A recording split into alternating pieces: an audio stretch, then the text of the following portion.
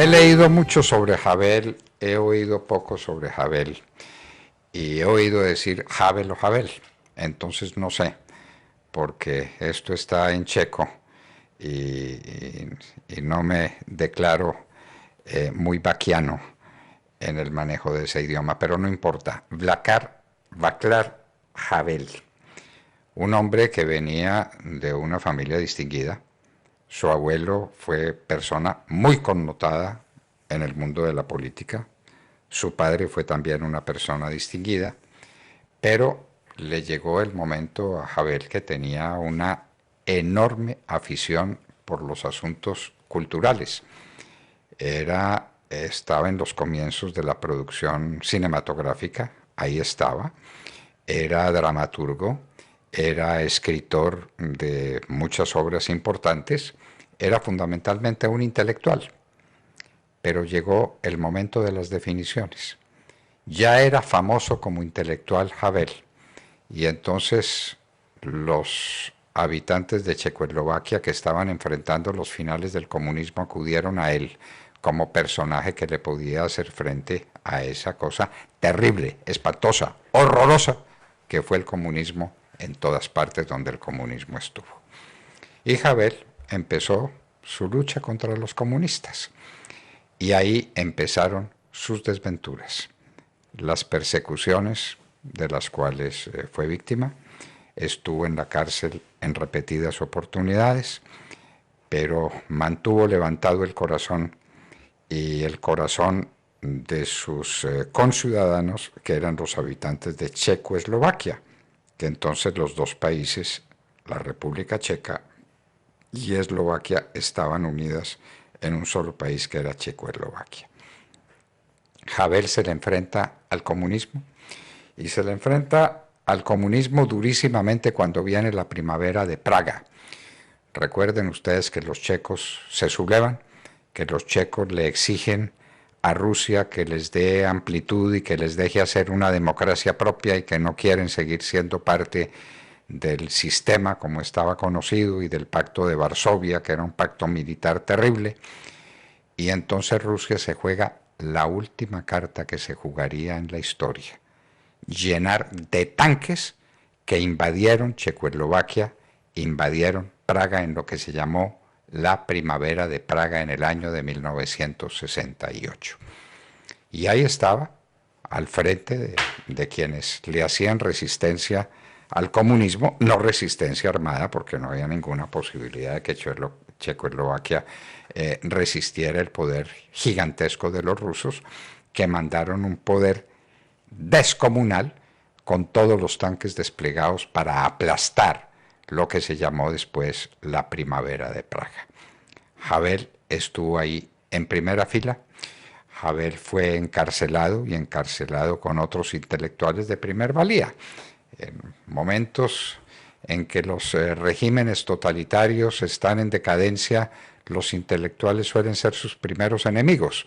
La gente que piensa mucho es enemiga de los regímenes que no piensan nada sino poner encima la bota militar violenta en contra de sus conciudadanos.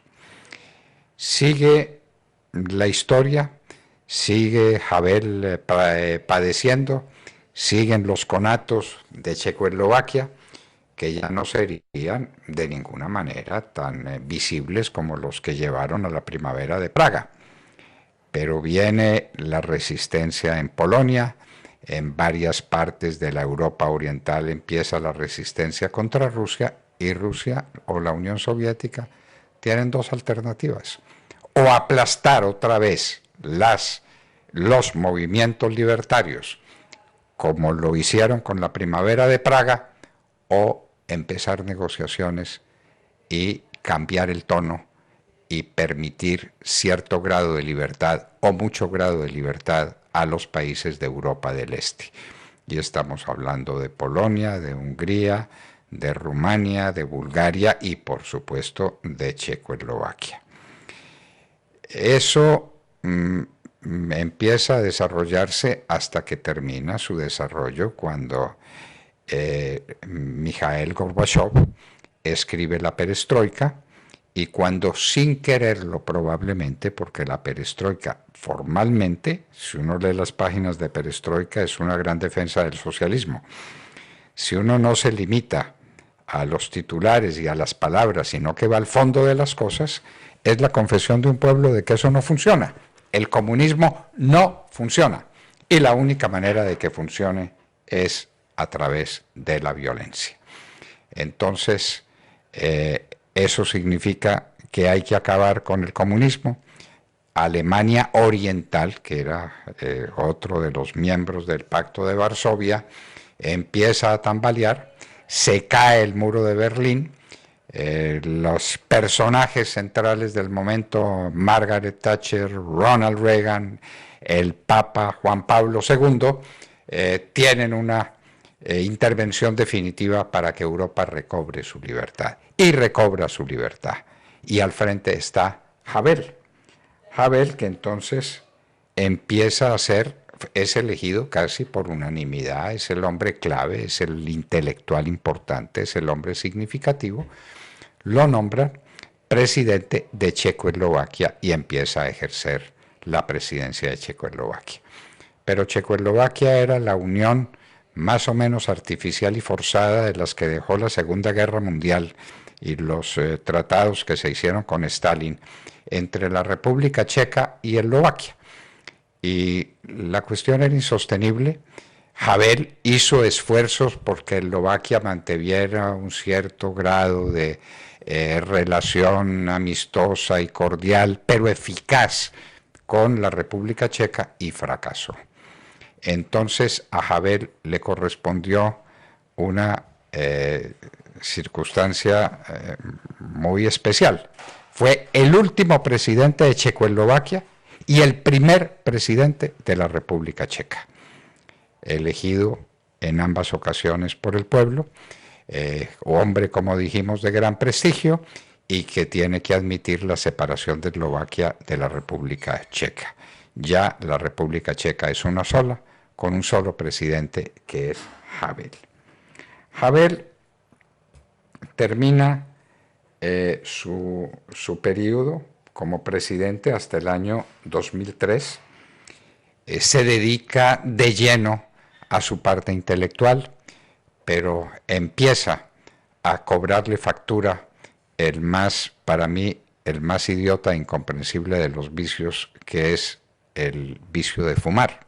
Yo no sé qué hacen los fumadores y he tenido tantos amigos y tanta gente cercana de mi corazón que muere del cigarrillo que no lo entiende. A Havel le dio cáncer de pulmón y ese cáncer de pulmón era recurrente, pasó varias veces por el quirófano.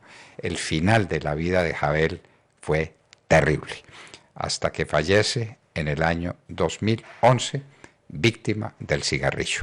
Quien es el fundador de la nueva Checoslovaquia y el fundador de la República Checa, y un gran escritor y un gran pensador y un gran cineasta y amigo de todas las artes, y que estamos recordando en el día de hoy porque precisamente fallece en un día como hoy, 18 de diciembre del año 2000, perdón, en el año 2003 deja de ser presidente de la República Checa y fallece en un día como hoy, muere en el año 2011. 2011 muere Havel, grande entre los grandes de esa época. Le pasa la presidencia a Lubček y empieza la vida libre e independiente de la República Checa y la vida libre e independiente de Eslovaquia. Havel murió un día como hoy en el año 2011.